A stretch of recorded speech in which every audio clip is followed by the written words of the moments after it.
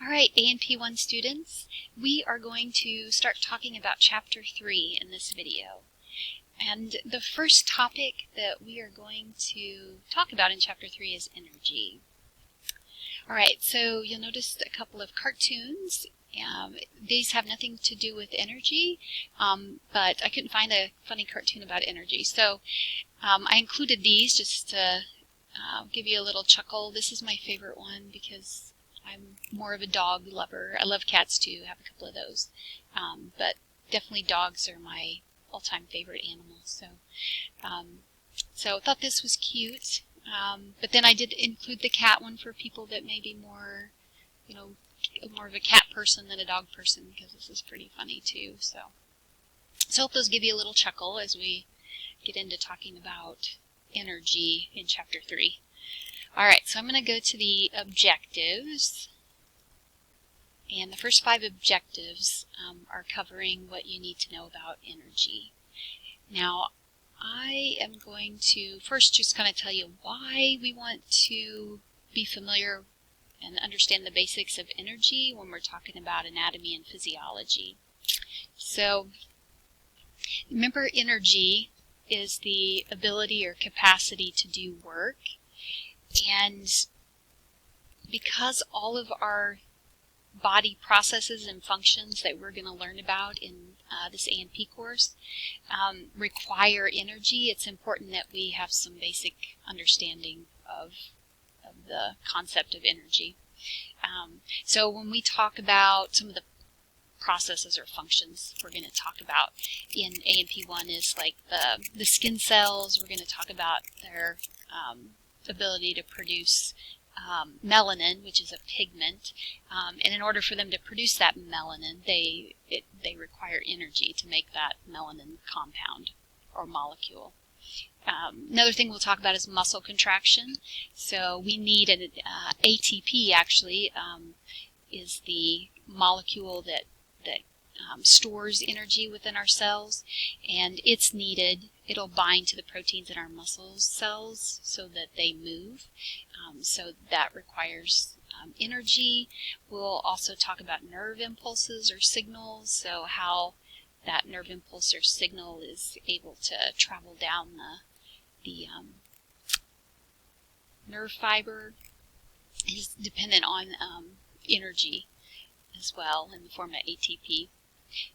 And then we'll talk about like other processes when we get to ANP2 that require energy, like moving the blood through the body and repairing our skin cells or any cells in the body, producing hormones by certain glands in the body. So we will talk a lot about energy when we talk about body processes. So without this energy, none of our body processes would work. So they wouldn't function. So we're going to talk next about, I know where our objectives are, they kind of start talking about the different classes of energy. I'm going to first, though, and this is kind of just the order they have in the textbook, but I'm going to talk about the first and second law of thermodynamics before we start talking about the different types of energy. So we'll do that in this video, and then if we have time, we'll cover the different classes, or we'll talk about those in another video. All right, so I have a picture here.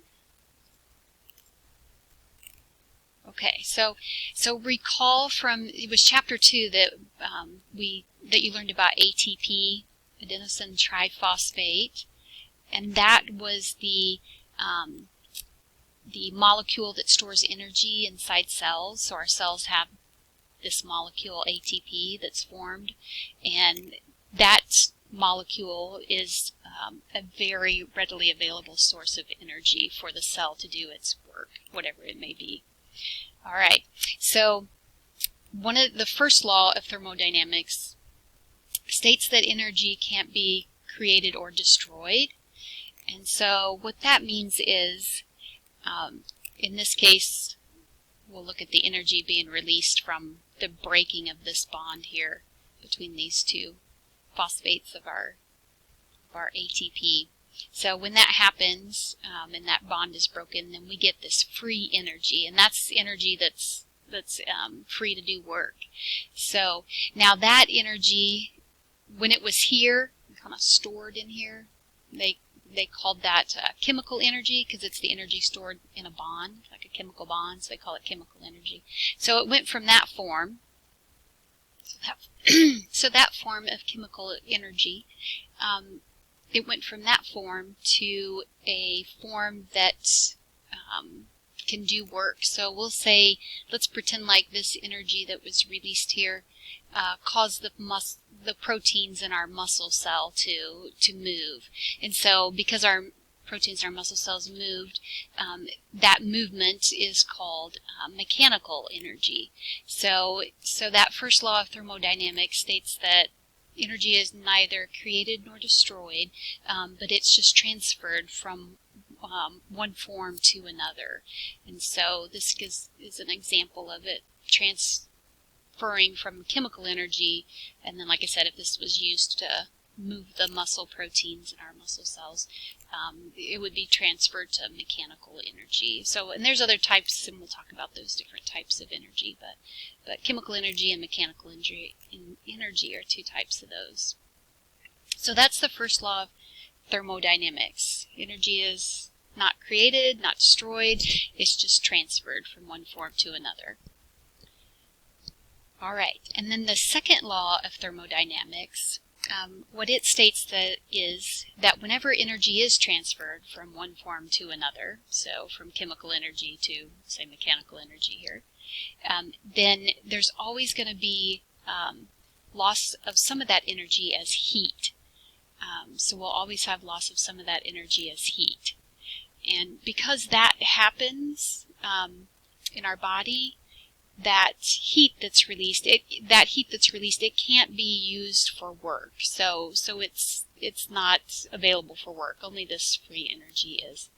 So, but that heat plays a big role in the body. So whenever we have the transfer of energy from one form to another, obviously the energy that's some of it can allow a cell to do work, but the heat part is going to help maintain the overall body temperature. So it has a purpose, even though it's not being used for work. It is there to keep heat production in the body, and so help to maintain our body temperature. And that kind of explains why when we get cold, whenever our body temperature starts to drop, one of the effects, our effectors, are our skeletal muscles. They will shiver. That's our skeletal muscles contracting, and it's involuntary generally. And so we do that, our body does that, or has that effect when our body temperature gets too low, because it knows when the muscles contract and chemical energy is converted to mechanical energy, there's going to be heat produced as well. And then that, or whenever skeletal muscles are contracting, more heat's being generated, so that will help to increase body temperature. So, okay, so that is our information for the objectives when it comes to the first and second law of thermodynamics. So that's 4 and 5 there. Alright, so in the next video we will talk about the different classes of energy and give some examples of those too. So I'll see you in the next video.